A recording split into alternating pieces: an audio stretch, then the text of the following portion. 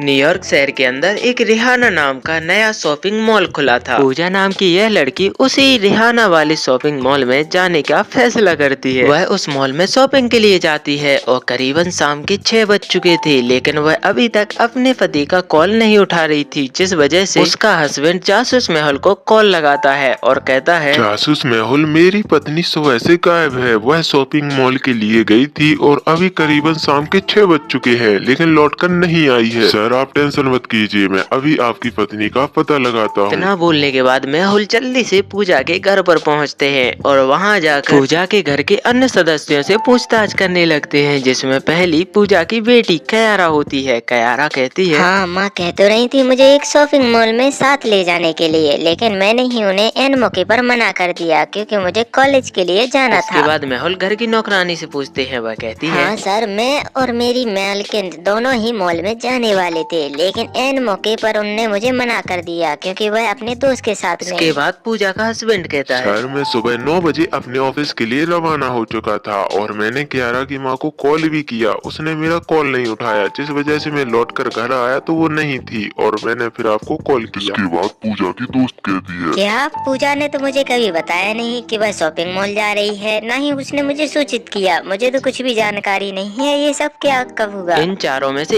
एक झूठ बोल रहा है, उसका पता लगाओ और आंसर को कमेंट बॉक्स में पिन कर दो जल्दी। तो इन चारों में से नौकरानी झूठ बोल रही है क्योंकि वह शॉपिंग मॉल पर नहीं गई थी, ऐसा उसने कहा, लेकिन उसके पीछे शॉपिंग मॉल के बैग रखे हैं। संदीप एक टेबल पर बैठकर अपने ऑफिस का कुछ जरूरी काम कर रहे थे, तभी उनकी अचानक से कॉफी खत्म हो जाती है, जिस वजह से उन्होंने अपनी एक बेटी एलिना को कॉल किया और एक कप कॉफी मंगाई।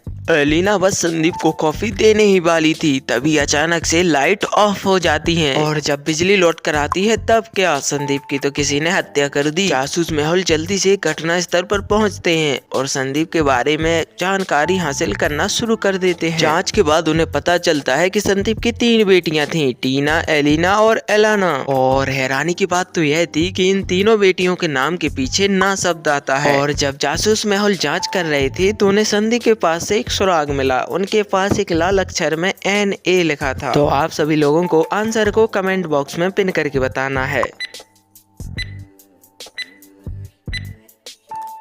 मेहुल को मिली जानकारी के अनुसार संदीप की एक बेटी का नाम टीना था, जिसमें से संदीप ने जो सुराग छोड़ा था उसमें एक चाय गिरी थी। चाय को कहते हैं इंग्लिश में टी और सुराग में लिखा था NA, होगा ना टीना। ललितपुर के अंदर 2 पड़ोसी माइक और स्टीव रहते थे। आज माइक अपनी 2 व्हीलर से ही ऑफिस के लिए रवाना हो गया और जब वो घर वापस लौट कर आता है तो ये क्या, उसकी कार को किसी ने स्क्रैच कर दिया था। जी हाँ, कार बहुत ज्यादा डैमेज तक लग रही थी। माइक बहुत परेशान हो चुका था। वह जल्दी से अपने घर के अन्य सदस्यों से पूछताछ करने के लिए जाता है, जिसमें पहली उसकी बीवी कहती है, जी मैं आज सुबह ही सुपरमार्केट के लिए रवाना हो गई और वहाँ से मैं जब वापस आई तो कार डैमेज थी, मुझे कुछ भी पता नहीं है। इसके बाद माइक अपनी बेटी से पूछता है। उसकी बेटी कहती है, पिताजी मैं सुबह से ही घर के अंदर पढ़ाई कर रही थी और मैं जब बाहर आई तो मैंने देखा कि कार डैमेज है, मैं जस्ट अभी आई हूँ। इसके बाद माइक अपने बेटी से पूछता है। उसका बेटा कहता है, पिताजी मैं सुबह से ही अपने चाचा स्टीव के यहाँ पर खेल रहा था, मुझे कुछ भी पता नहीं है। चलो तो लॉजिकल आर्मी जल्दी से अपनी आंसर को कमेंट बॉक्स में बताओ कि कौन सा वाला झूठ बोल रहा है।